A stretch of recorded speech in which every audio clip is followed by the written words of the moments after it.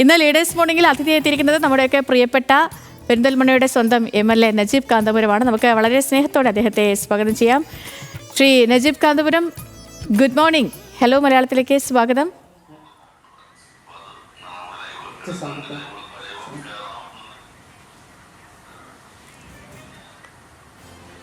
Good morning good morning good morning good morning Sethulakshmi.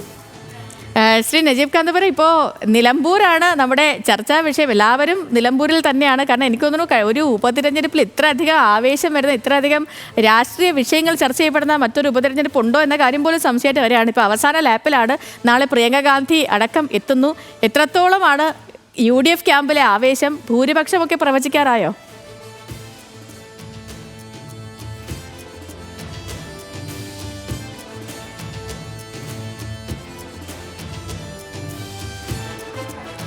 അല്ല, ഞാൻ ഇന്നലെ എൻ്റെ ഏറ്റവും സന്തോഷകരമായൊരു അനുഭവം എന്ന് പറയുന്നത്, ജനങ്ങൾ ഇത്രത്തോളം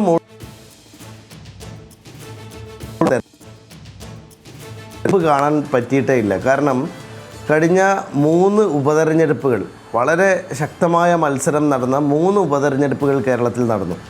ആ 3 ഉപതെരഞ്ഞെടുപ്പുകളെ കവച്ചു വെക്കുന്ന തരത്തിലുള്ള ഒരു രാഷ്ട്രീയ ബോധ്യത്തിൻ്റെ തെരഞ്ഞെടുപ്പായിട്ടാണ് ഞാനിതിനെ കാണുന്നത്. കാരണം പ്രത്യേകിച്ചും നിലമ്പൂർ പോലെയുള്ള ഒരു നിയോജകമണ്ഡലത്തിൻ്റെ ഒരു പൊളിറ്റിക്കൽ സെൻസ് എന്ന് പറയുന്നത് വളരെ പ്രധാനമാണ്. വളരെ പൊളിറ്റിക്കൽ സെൻസിബിലിറ്റിയുള്ള ഒരു നിയോജകമണ്ഡലമാണ്.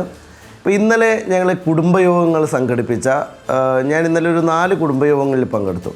ആ 4 കുടുംബയോഗങ്ങൾ എന്ന് പറഞ്ഞാൽ, സാധാരണ നമ്മളൊരു കുടുംബയോഗങ്ങളിൽ ഒരു 100, 50, 100 പേര് പങ്കെടുക്കുന്ന കുടുംബയോഗങ്ങളാണ് ഉണ്ടാകാറുള്ളത്. പക്ഷേ ബൂത്ത് തലത്തിലുള്ള കുടുംബയോഗങ്ങളിൽ പോലും 500ഉം 600ഉം ആളുകൾ പങ്കെടുക്കുന്ന, ഇന്നലെ വേങ്ങാപ്പരത എന്ന് പറയുന്ന സ്ഥലത്ത് ഒരു വലിയ ഓഡിറ്റോറിയം നിറഞ്ഞു കവിയുന്ന ആൾക്കൂട്ടമായിരുന്നു. എന്ന് പറഞ്ഞാൽ ഇത് കേരളത്തിൻ്റെ ഒരു മുഴുവൻ പ്രതിഷേധവും ഏറ്റെടുത്ത് നിലമ്പൂർ ഇടതുപക്ഷ ജനാധിപത്യ മുന്നണിക്കെതിരെ വിധി എഴുതാൻ കാത്തിരിക്കുന്ന വളരെ പൊളിറ്റിക്കലായ ഒരു തിരഞ്ഞെടുപ്പായിട്ടാണ് ഞാൻ കാണുന്നത്. മാത്രമല്ല, ഇപ്പോൾ പലപ്പോഴും ഇടതുപക്ഷ സ്ഥാനാർത്ഥി തന്നെ പറയുന്നത് കേട്ടു, ഇത് തീർച്ചയായിട്ടും തെരഞ്ഞെടുപ്പിൻ്റെ സർക്കാരിൻ്റെ ഒരു വിലയിരുത്തൽ കൂടിയായിരിക്കും ഈ തെരഞ്ഞെടുപ്പെന്ന്. കാരണം അദ്ദേഹത്തിന് അത് പറയാതിരിക്കാൻ കഴിയില്ല. അതുകൊണ്ട് ഞങ്ങൾ 100% പറയുന്നു, ഇത് വളരെ വളരെ കൃത്യമായ ജനകീയമായൊരു വിചാരണയുടെ അന്തിമമായ വിചാരണയാണ്. ആ വിചാരണ UDFന് വളരെ അനുകൂലമായ സാഹചര്യമാണ്. ജനങ്ങൾ അത്രയും ഞങ്ങളുടെ ഫീൽഡിലൊക്കെയാണ്. ഫീൽഡിൽ ഞങ്ങളുടെ പ്രവർത്തകർ കയറുന്നത് ആ നാട്ടുകാരാണ്. എന്നാൽ CPMനെ സംബന്ധിച്ചിടത്തോളം അത് ബസ്സിലും വാഹനങ്ങളിലും ഓരോ ബൂത്തിലേക്ക് കൊട്ടേഷൻ കൊടുത്ത് ഇറക്കുന്ന പോലെ പുറത്തുനിന്ന് ആളുകൾ ഇറക്കിയിട്ടാണ് അവർ വർക്ക് ചെയ്യുന്നത്. ഇതാണ് 2 വ്യത്യാസം.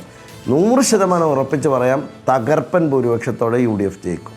ഓക്കെ, ശ്രീ നജീബ് കാന്തപുരം, ഇപ്പോൾ നിലമ്പൂരിനെ സംബന്ധിച്ച് ചർച്ചകൾ കേന്ദ്രീകരിക്കപ്പെടുന്നത് ഈ ജമാഅത്തെ ഇസ്ലാമിയെയും വെൽഫെയർ പാർട്ടി പിന്തുണയും ഒക്കെ ആയിട്ട് ബന്ധപ്പെട്ടാണ്.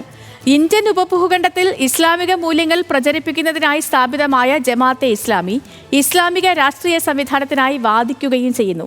ജമാഅത്തെ ഇസ്ലാമി എന്ന സംഘടനയെക്കുറിച്ച് ഒരൊറ്റ വരിയിൽ പറയുന്ന വിശേഷണം ഇങ്ങനെയാണ്: അങ്ങനെയാണെങ്കിൽ ഈ സംഘടന സ്ഥാപിതമാകുമ്പോൾ ഇസ്ലാമിക രാഷ്ട്രത്തിനായി വാദിച്ചിരുന്നു എന്ന കാര്യമാണ് സത്യം. ഇപ്പോൾ അങ്ങനെയല്ലെന്നാണ് UDF നേതാക്കൾ പറയുന്നത്. ഈ വാദത്തിൽ കഴമ്പുണ്ടോ? ഇസ്ലാമിക രാഷ്ട്രവാദം ഇപ്പോഴില്ലെങ്കിൽ ആ സംഘടന പിരിച്ചുവിടുകയല്ലേ വേണ്ടത്? ശ്രീ നജീബ് കാന്തപുരം.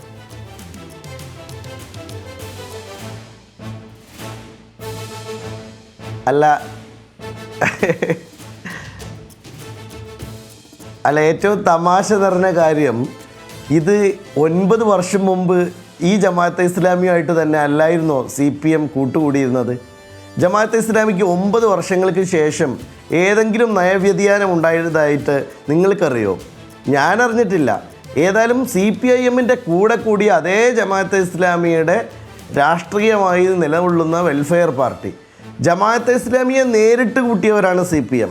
എന്നാൽ ഇപ്പോൾ വെൽഫെയർ പാർട്ടി എന്ന ഒരു പൊളിറ്റിക്കൽ ഓർഗനൈസേഷൻ, അത് ഭരണഘടനാപരമായിട്ട് ഇന്ത്യയിൽ സ്ഥാപിതമായി പ്രവർത്തിക്കാനുള്ള എല്ലാ അവകാശങ്ങളും നേടിയെടുത്തുകൊണ്ട് അവർ പ്രവർത്തന രംഗത്തുള്ള ഒരു സംഘടന UDFന് പിന്തുണ നൽകുമ്പോൾ ഇങ്ങനെയൊക്കെ പറയാമോ? ഇവർ തന്നെയല്ലേ ഈ 9 വർഷം മുമ്പ് നിരന്തരമായി CPIMൻ്റെ പിന്നാലെ ഉണ്ടായിരുന്നത്? ഏതെല്ലാം തിരഞ്ഞെടുപ്പിൽ അവർ ഒരുമിച്ച് ചേർന്നു? എന്തിന്? ഇതൊക്കെ പോട്ടെ, ഈ കഴിഞ്ഞ ലോക്സഭാ തെരഞ്ഞെടുപ്പിൽ നമ്മൾ കണ്ട ഒരു കാഴ്ച എന്താണ്? ജമാഅത്തെ ഇസ്ലാമിയുടെ നേതാക്കളുമായി നേരിട്ട് വേദി പങ്കിട്ടുകൊണ്ട് തമിഴ്നാട്ടിൽ CPIM-ൻ്റെ സ്ഥാനാർത്ഥിയെ വിജയിപ്പിച്ചത് ജമാഅത്തെ ഇസ്ലാമിയും കൂടി കൂടിയായിട്ട്.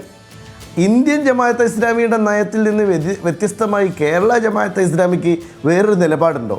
അപ്പോൾ ഇത് തങ്ങൾക്ക് കിട്ടിയിട്ടില്ലെങ്കിൽ വർഗീയത, തങ്ങളുടെ കൂടെ നിൽക്കുമ്പോൾ സ്വർഗീയത.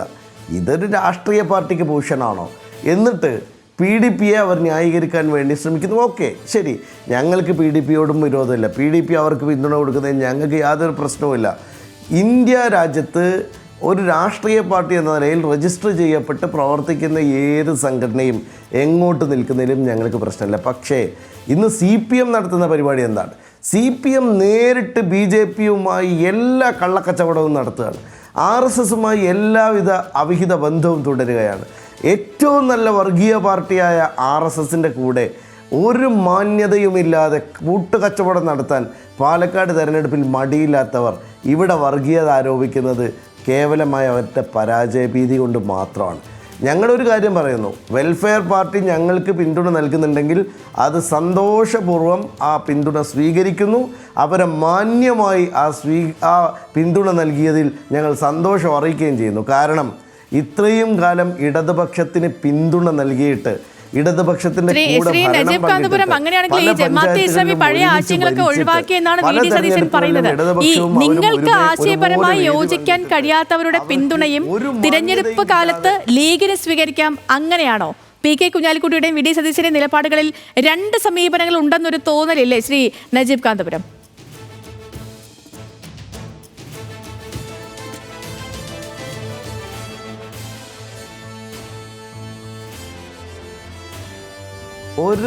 ഒരു തരത്തിലും രണ്ട് തോന്നലിൻ്റെ ആവശ്യമേ ഇല്ല. UDF-ന് ഒരു തോന്നലേ ഉള്ളൂ. കുഞ്ഞാലിക്കുട്ടി സാഹിബ് പറഞ്ഞത് വളരെ കൃത്യമാണ്. ജമാഅത്തെ ഇസ്ലാമിയുടെ ആശയം as A political organisation, welfare പാർട്ടിയുടെ ആശയം മുസ്ലിം ലീഗിൻ്റെ ആശയവും രണ്ടാണ് എന്നാണ് കുഞ്ഞാലിക്കുട്ടി സാഹിബ് പറഞ്ഞത്. ഈ കോൺഗ്രസിൻ്റെ ആശയവും മുസ്ലിം ലീഗിൻ്റെ ആശയവും രണ്ടാണെന്ന് ഞാനും പറയുന്നു. എന്ന് പറഞ്ഞാൽ ഇതിനർത്ഥം എന്താണ്? ഇത് ഞങ്ങൾ ഒരു ആശയമാണെങ്കിൽ ഞങ്ങൾക്ക് എല്ലാവർക്കും ഒരു പാർട്ടിയായ പോലെ. ഇതൊക്കെ ആശയപരമായ വ്യത്യസ്തതയുണ്ട്. ഇപ്പോൾ CPI-യും CPIM-ഉം തമ്മിൽ എന്താണ് വ്യത്യസ്ത പാർട്ടികളായി നിലകൊള്ളുന്നത്? അവർക്ക് ആശയപരമായ വ്യത്യാസമുണ്ട്. പക്ഷേ മുന്നണി എന്ന് പറഞ്ഞാൽ എന്താണ്? മുന്നണി എന്ന് പറഞ്ഞാൽ ഒരു പൊതു മിനിമം പരിപാടിയുടെ ഭാഗമായിട്ട് നമ്മളെല്ലാവരും ചേർന്ന് ഒരു ലക്ഷ്യത്തിന് വേണ്ടി പ്രവർത്തിക്കുന്നു. ആ ലക്ഷ്യത്തിന് വേണ്ടി പ്രവർത്തിക്കുന്ന മുന്നണിക്ക് പിന്തുണയുമായി വരുന്നതിനെ ഒരു നിലക്കും ഞങ്ങൾ അതിൽ യാതൊരു പ്രശ്നവും കാണുന്നില്ല എന്ന് മാത്രമല്ല, ആശയപരമായി വ്യത്യസ്തമായ നിലപാടുകളിൽ നിൽക്കുമ്പോഴും പൊതുവായ ഒരു ലക്ഷ്യമുണ്ട്. ആ പൊതുവായ ലക്ഷ്യം എന്താണ്? CPIM ഈ രാജ്യത്ത് നടപ്പാക്കിക്കൊണ്ടിരിക്കുന്ന ഏറ്റവും കൂടുതൽ വില കുറഞ്ഞ രാഷ്ട്രീയ നിലപാട്. അതിലേറ്റവും പ്രധാനപ്പെട്ട കാര്യം എന്താണ്? ഈ നാട്ടിലെ ജനങ്ങളെ വർഗീയമായി ഭിന്നിപ്പിക്കാൻ ഒരു മടിയുമില്ലാതെ BJP മുന്നോട്ട് പോകുമ്പോൾ ആ BJP-യേക്കാളും BJP അത്ഭുതപ്പെടുത്തുന്ന തരത്തിലേക്ക് വർഗീയത തെരഞ്ഞെടുപ്പിൽ ഉപയോഗിക്കുകയാണവർ. അതാണ് വടകര നമ്മൾ കണ്ടത്, അതാണ് പാലക്കാട്ട് നമ്മൾ കണ്ടത്, അതാണ് CPIM തുടർച്ചയായി നടത്തിക്കൊണ്ടിരിക്കുന്നത്. അതുകൊണ്ട് എനിക്ക് പറയാനുള്ള ഏറ്റവും പ്രധാനപ്പെട്ട കാര്യം, ഇത് പൊളിറ്റിക്കലായ ഒരു തെരഞ്ഞെടുപ്പാണ്. ഈ പൊളിറ്റിക്കലായ തെരഞ്ഞെടുപ്പിൽ നിങ്ങൾ രാഷ്ട്രീയപരമായ വിഷയങ്ങൾ സംസാരിക്കൂ. ഈ ഗവൺമെന്റിനോട് തിരഞ്ഞെടുപ്പാണ്. പക്ഷെ അങ്ങനെയാണെങ്കിൽ 11 വർഷം മുൻപ് ഉമ്മൻചാണ്ടി സർക്കാർ സത്യവാങ്മൂലം നൽകിയ ശേഷം ഈ സംഘടനയ്ക്ക് നയവ്യത്യാസം ഉള്ളതായിട്ടൊന്നും നമ്മൾ കാണുന്നില്ല. അത് കുഞ്ഞാലിക്കുട്ടി അടക്കം അക്കാര്യം പറയുന്നുണ്ട്. അന്ന് ആഭ്യന്തരമന്ത്രിയായിരുന്നു ചെന്നിത്തല. ഇന്ന് ചെന്നിത്തല നിലമ്പൂർ ഉപതെരഞ്ഞെടുപ്പ് നയിക്കാൻ നിയോഗപ്പെട്ടവരിൽ ഒരാൾ കൂടിയാണ്. ഈ ആര്യാടൻ മുഹമ്മദും ഷൗക്കത്തും ഒക്കെ ജമാഅത്തെ ഇസ്ലാമിയെ കുറിച്ച് പറഞ്ഞതും നിലമ്പൂരുകാരുടെ മനസ്സിലുണ്ട്, അവരിതൊക്കെ കാണുന്നുമുണ്ട്. അപ്പോൾ അത്തരക്കാരെ ഈ വിഷയം, അതായത് ശ്രീ നജീബ് കാന്തപുരം, നമ്മൾ ഈ സംസാരിക്കുന്നത് ഈ 3000 മുതൽ 5000 വരെയൊക്കെ മാത്രം വോട്ട് ഷെയർ ഉള്ള ഒരു പാർട്ടിനെ കുറിച്ചിട്ടാണ്. അപ്പോൾ ഈ നിലമ്പൂരുകാരെ ഇക്കാര്യങ്ങളിലൊക്കെ എന്ത് പറഞ്ഞാണ് UDF വിശ്വാസത്തിലെടുക്കുന്നത്?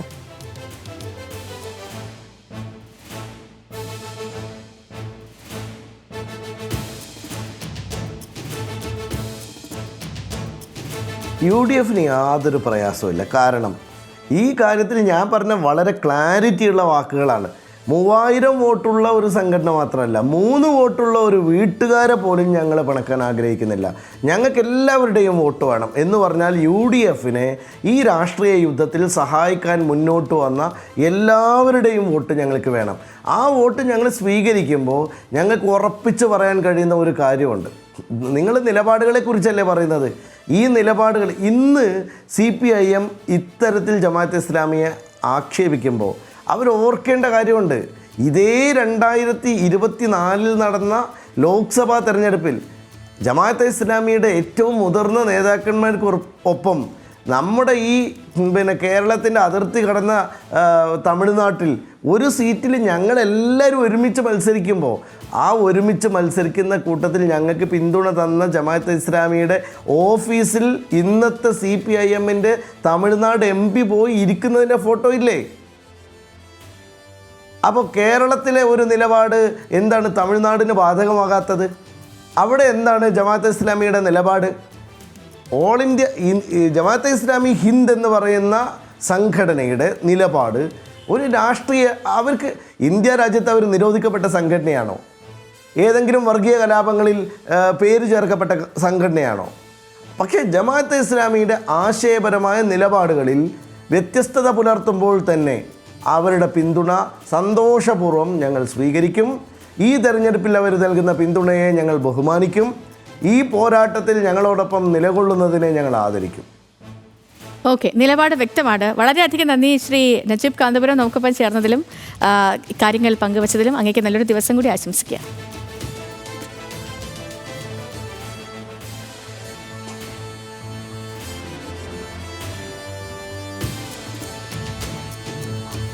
Thank you. ഓക്കെ, ശരി. അപ്പോൾ നിലമ്പൂരിലെ വിശേഷങ്ങൾ ഇങ്ങനെയൊക്കെയാണ്. അപ്പം വിവിധ വിഷയങ്ങളിൽ, പ്രത്യേകിച്ച് ഈ വെൽഫെയർ പാർട്ടി പിന്തുണയുമായി ബന്ധപ്പെട്ടുള്ള കാര്യങ്ങളിലൊക്കെ നിലപാട് വ്യക്തമാക്കുകയായിരുന്നു ശ്രീ നജീബ് കാന്തപുരം.